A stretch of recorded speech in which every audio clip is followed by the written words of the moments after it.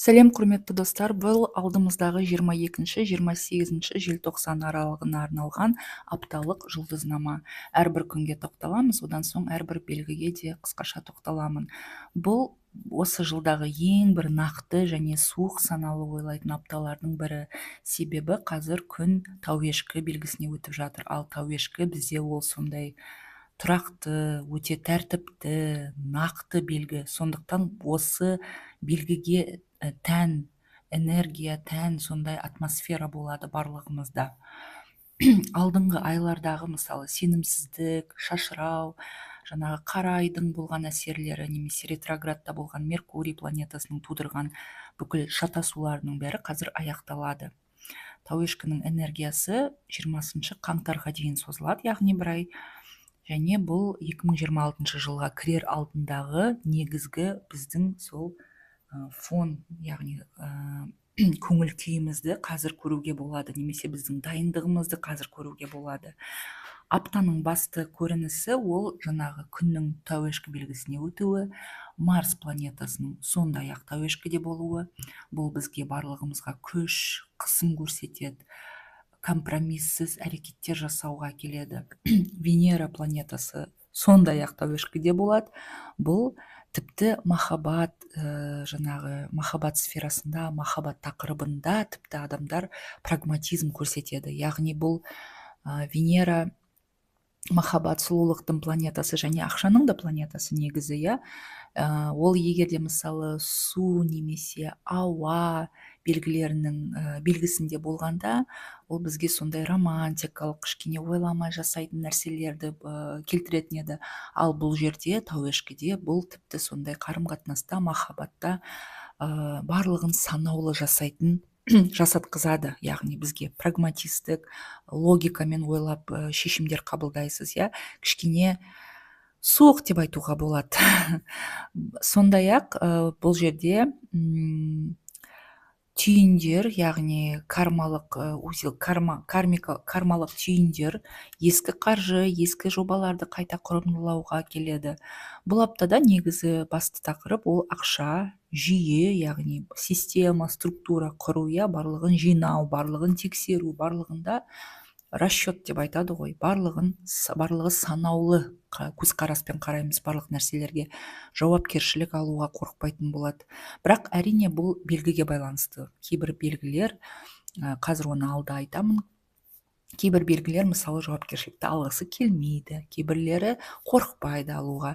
Әрбір адамда өзінің кармалық тапсырмалары бар, әртүрлі өтеміз оның барлығын. Күндерге тоқталсақ, 22 желтоқсан дүйсенбі күні қатал жинақы көңіл күй болады, өте сондай бір мақсатқа бағытталған көңіл күй болады барлығымызда. Ай осы күні тауешкіде болады, және күн планетасы, күн тек өтіп бастайды тауешкі белгісіне. Бұл аптаның ең қатал күні. Бәрін алып тастап, тек маңызды нәрсені қалдырам деген ниет оянады адамдардың көбінде. Яғни бір мақсатқа толық шоғырлану, артық егерде байланыстар болса, соларды үзу туралы ойлайтын боламыз. Ақша мен жұмысты бірінші орынға қоятын боламыз бұл күні. Қаржыны жоспарлаймыз, бизнес, технология, білім, жасанды интеллектпен жұмыс жасау, жаңа табыс көздерін іздестіру. Бұл күн сезімге сүйенуге қолайсыз, эмоциялық әңгімелер үшін қолайсыз, және реніштен аулақ болу керек. 23 желтоқсанда сейсенбі күні жеңілдеу көңіл күйде боламыз, әлеуметтік ортада оңай өзімізді сезінеміз, жеңіл сезінеміз. Бұл күні ай суқұйғыш белгісіне өтеді, және кеше болған сол қатал қысым сәл әсірейді, яғни бірінші күні болған қаталдық қысым әсіреп түседі, және жаңа жылдық көңіл күй біршама сезіле бастайды. Бұл күні адамдармен байланысқа жақсы күн, және жарнама жасауға, блогпен айналысуға, әдемі киінуге, сахнаға шығуға, адамдардың көзіне түсуге өте жақсы күн. Бұл күні Венера планетасы әлі де мерген белгісінде болады, сондықтан кішкене қиялдауымыз мүмкін, романтикаға берілуіміз мүмкін, және шабыт келеді егерде шығармашылықпен айналысатын адамдар болса. Үшінші күні 24 желтоқсанда сәрсенбіде жарқын көңіл күй болады, күтпеген нәрселер болып қалуы мүмкін. Бұл күні ай суқиғышта, ал Венера және Нептунның шиеленісі бізге осы күтпеген нәрселерді әкелуі мүмкін. Бұл жаңа жыл алдындағы ең жарқын күндердің бірі. Күтпеген кездесулер болады адамдармен, романтикалық сезім ашылады, ерекше түстерге толы түстер болады.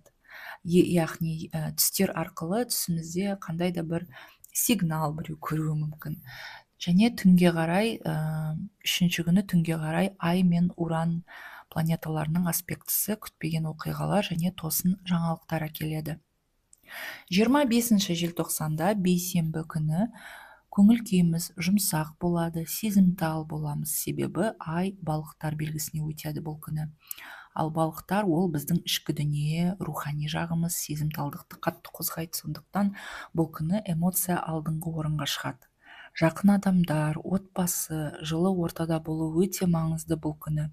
Сондықтан бұл күнге демалыс қойған жақсы, корпоративтер жақсы өтеді, суға жақын болуға болады, немесе монша, спа, бассейн, егер де шетелге шыға алатын адамдар болса, қазір жоспарлар құрып жатырған адам болса, сол судың айналасындағы демалыс өте жақсы өтеді. Әрине, және бұл күн рухани немесе өте бір терең маңызды әңгімелерге өте жақсы күн. Егерде ондай планда болса, мысалы қарым-қатынаста біреумен бір маңызды нәрсені шешу керек болса, қандай да бір үлкен әңгімені, тақырыпты қозғау керек болса, бейсенбі күніне жоспарлаған дұрыс. 26 желтоқсан жұма күні көңіл күйіміз эмоционалды болады, бірақ кішкене қарама-қайшы нәрселерде келіп қалуы мүмкін. Бұл күні ай балықтарда, ал Венера планетасы тәуешкіде болады.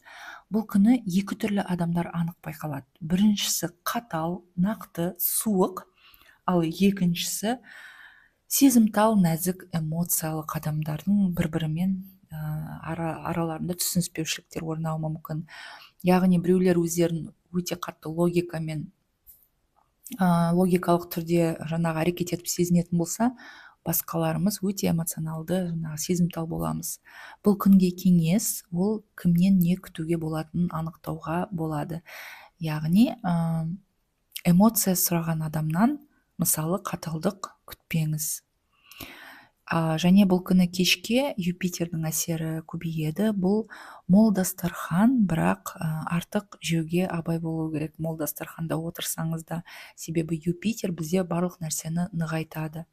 Сонымен қатар, егерде ақшаны, қаражатты дұрыс жұмсап білмейтін немесе көп жұмсайтын адамдар болса, жұма күні өте сақ болу керек, өзіңізге абай болу керек, себебі эмоцияға беріліп, сезімге беріліп, тым көп ақша жойып қоюыңыз мүмкін, мысалы, күтпеген жерден. Себебі Юпитер біздің ішкі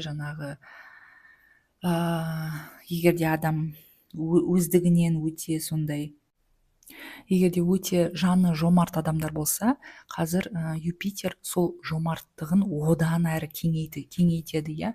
Ал кейбір адамдар үшін бұл сосын келесі күні күтпеген бір әрекет болып қалуы мүмкін, сондықтан өзіңіз абай болыңыз. 27 желтоқсан сенбі күні өте қатал, билікшіл көңіл күйде боламыз. Ай тәуешкі белгісінде болады және Марс планетасы белсенді болады.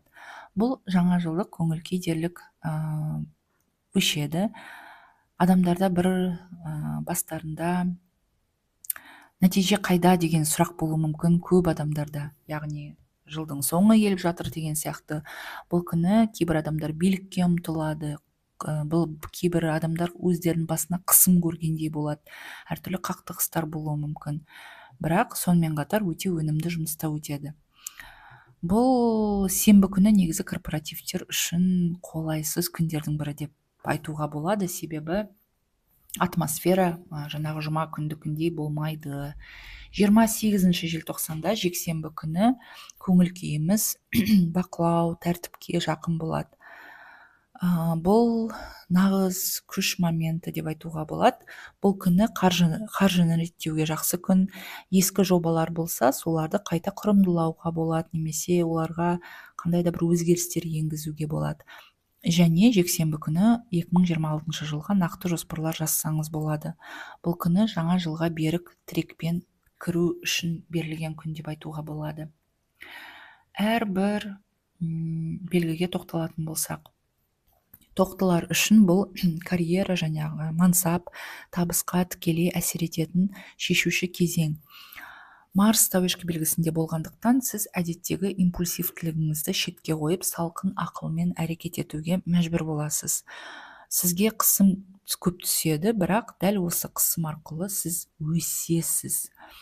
22-23 желтоқсанда басшылықпен, клиентпен немесе маңызды адаммен күрделі әңгіме өтеді.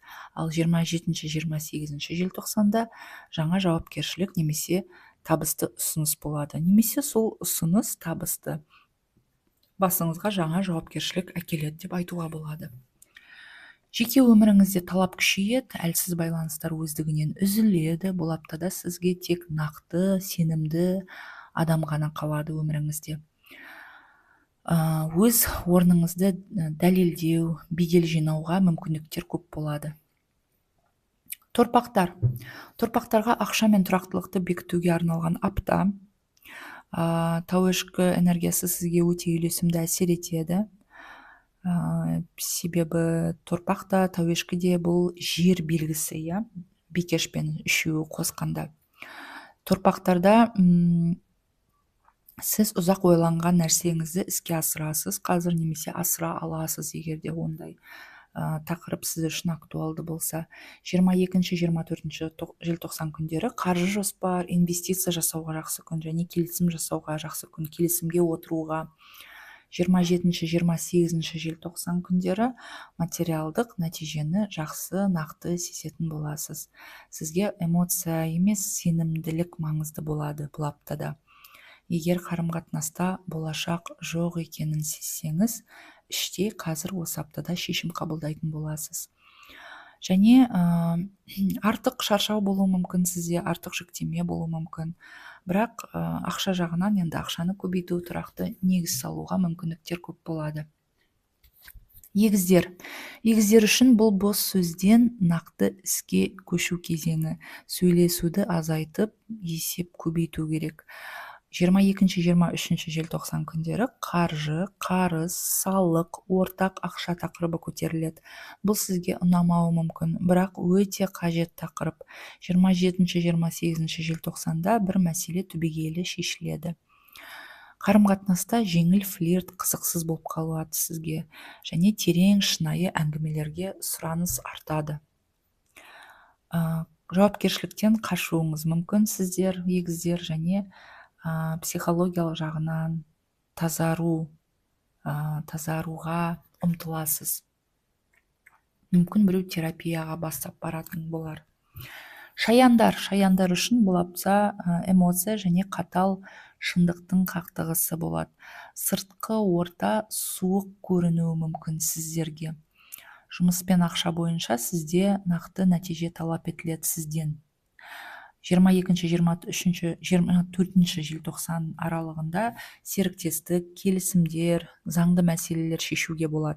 Егер әлсіз позицияда болсаңыз, сіз қазір оны сезетін боласыз, яғни көбірек сезетін боласыз. Мүмкін біреуден қолдау жетпегендей болады, немесе қасыңыздағы құрбыңыздан немесе жолдасыңыздан, яғни сіздің өзіңіздің осы менің ортам деп санайтын адамдардан қолдау жетіспегендей болып көрінеді. Сондықтан барлығы суық көрінуі мүмкін адамдар. Қарым-қатынаста жылы сөз азаяды және талап күшейеді. Яғни адамдар бір-біріне сен бүйту керексің, мен сенен осындай күттім деген нәрселер, тақырыптар қозғалады. Қазір бұл уақыт қарым-қатынастың сол шын деңгейін көрсетеді. Әрбір адам ойламаған жерден немесе білмеген жағынан біледі, көреді адамдарды, бір-бірін. Әрине, сол үшін қазір бұл аптада сіз үшін қауіп, ол ренішті іште жинау.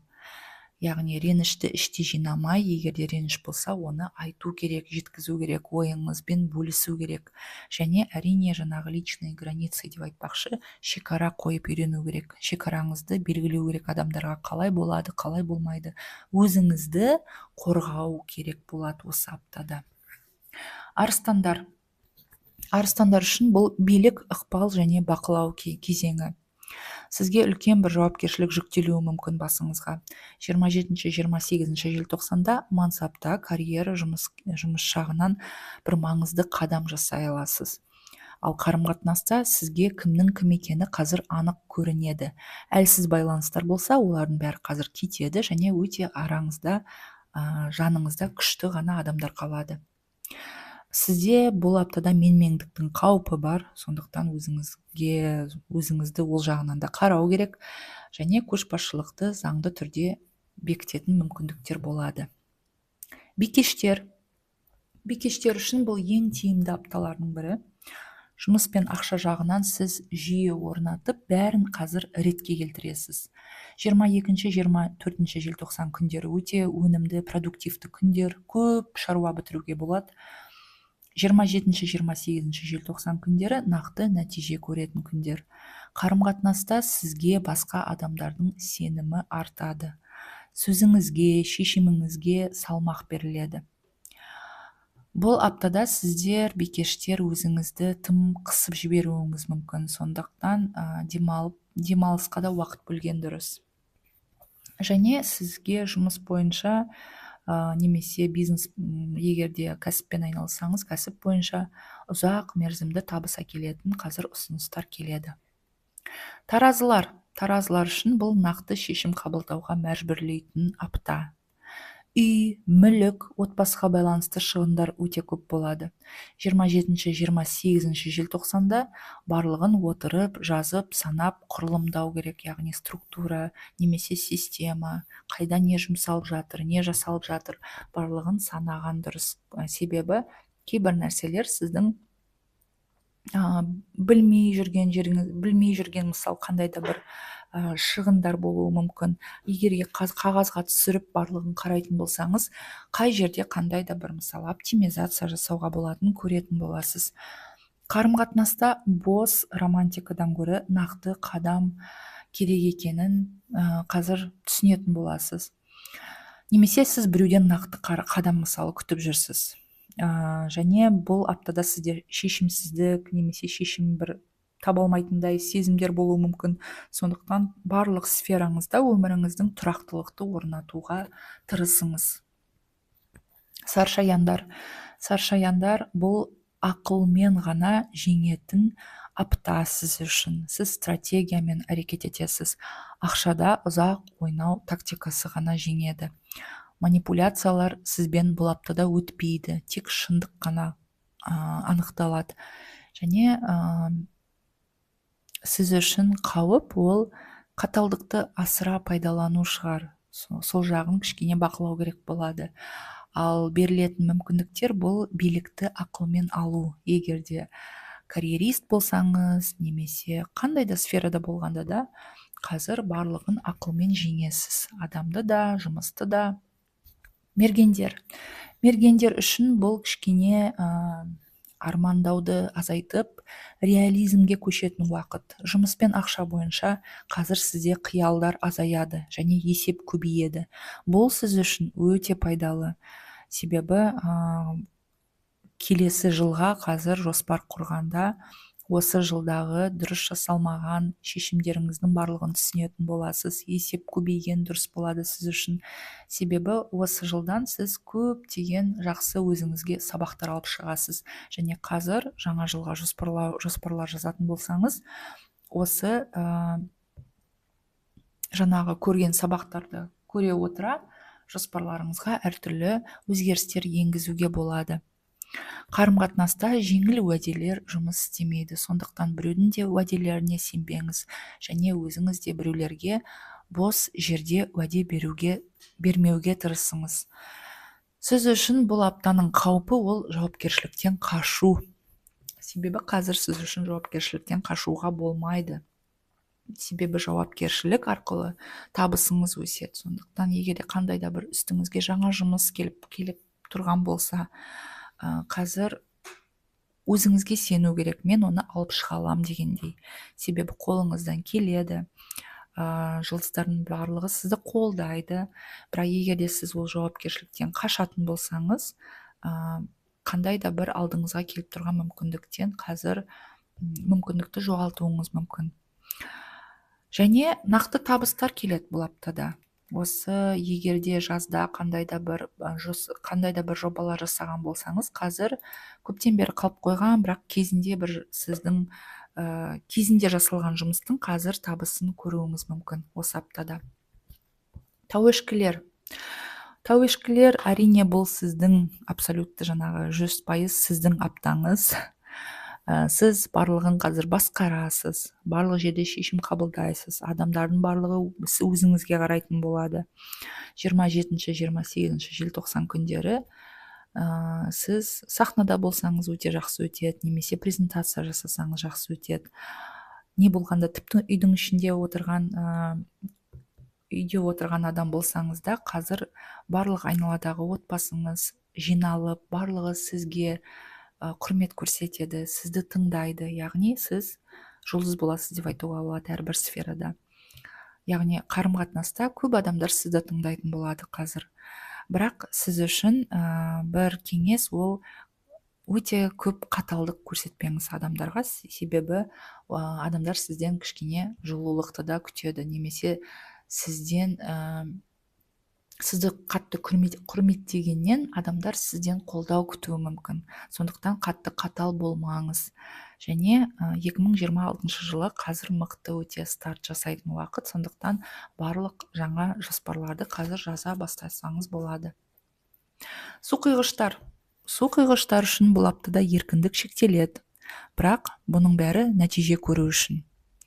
Жұмыс пен ақша бойынша жүйеге кіруге тура келеді қазір.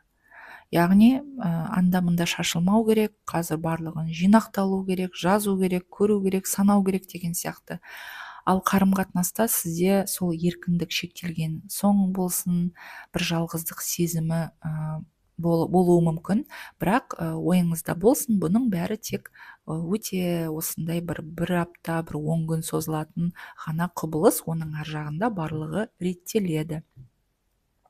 Сіз үшін бұл уақыт, жаңағы жалғыздық сезімі болса, ішкі күш жинайтын уақыт. Яғни өзіңізбен өзіңіз болып, қалағаныңызды өзіңіздің қазір мысалы қағазға түсіріп жинауға, көруге жоспарларыңызды жақсы уақыт. Балықтар үшін сезім мен реализмнің тепе-теңдігін іздейтін уақыт. Сізде ақша мен жұмыс жағынан нақты бір шекара керек. Яғни сізде белгілеу керек, қандай да бір қаражаттар қайда кетіп жатыр, немесе жұмыста қанша уақыт жасап жатырсыз, жұмыс жасайтын уақытыңыз, бөліп жатырған ресурстарыңыз сол ақшаға алып жатырған табысыңызға тұрады ма, тұрмайды ма? Мүмкін егерде мүмкін басқа нәрсеге лайықты шығарсыз. Әрине бұл жерде жаңағы сезім мен реализмнің тепе-теңдігін іздегенде қалай сезінесіз мысалы, және шынымен де өмірде сіздің жұмыс уақытыңыз қанша тұрады, немесе сізде қандай мысалы қабілеттеріңіз бар, соның барлығымен өзіңізге айтқанда, санағанда реалист болу керек, яғни қиялдамау керек көп. Мүмкін сіз шынымен де қабілетіңіз көп шығар, сіз аз ақшаға жұмыс жасап жүрсіз, немесе керісінше сіз мүмкін қандай да бір нәрсені білмейсіз, оны оқып алсаңыз, үйреніп алсаңыз, одан да жақсы жұмыс таба алатын шығарсыз. Немесе мүмкін басқа біреудің жұмысын үстіңізге алып жасап жүрсіз бе? Яғни бұл жерде сізге сол ақша және жұмысқа байланысты барлығын санап, көріп, өзіңізге нақты жауап беру керек. Менің жаңағы беріп жатырған немесе жойып жатырған уақытым немесе мысалы сағатым, сол ақшаға тұрады ма, сол табысқа тұрады ма? Немесе егер де сіз жұмыс жасаймын деп басқа сфераңызда, қарым-қатынаста көп уақыт бөлмей жүрсеңіз, отбасыңызға көп уақыт бөлмей жүрсеңіз, ол сол нәрсеге лайықты ма, лайықты емес пе? Қазір сол туралы ойланатын кезең. Және қарым-қатынаста барлық адамға бірдей қазір ашылмаңыз, себебі кейбір адамдар сізді түсінбеуі мүмкін, қолдамауы мүмкін. Қазір өзіңізді қорғайтын уақыт, өзіңіздің жаңағы ресурстарыңызды соларға өзіңіздің жаңағыдай қабілетіңізге, өзіңізге деген сенімділігіңіз, солардың бәріне қандай да бір оценка беретін уақыт. Құрметті оқырмандар, барлығыңызға сәттілік тілеймін. Алдыңғы апта барлығыңыз үшін сәтті өтсін. Көріп тұрғандай, тауешкінің энергиясы барлығымызға жылдың соңын өте сондай есепшіл болуға әкеліп тұр. Сондықтан бұл да жақсы шығар, себебі жаңа жыл деп барлығын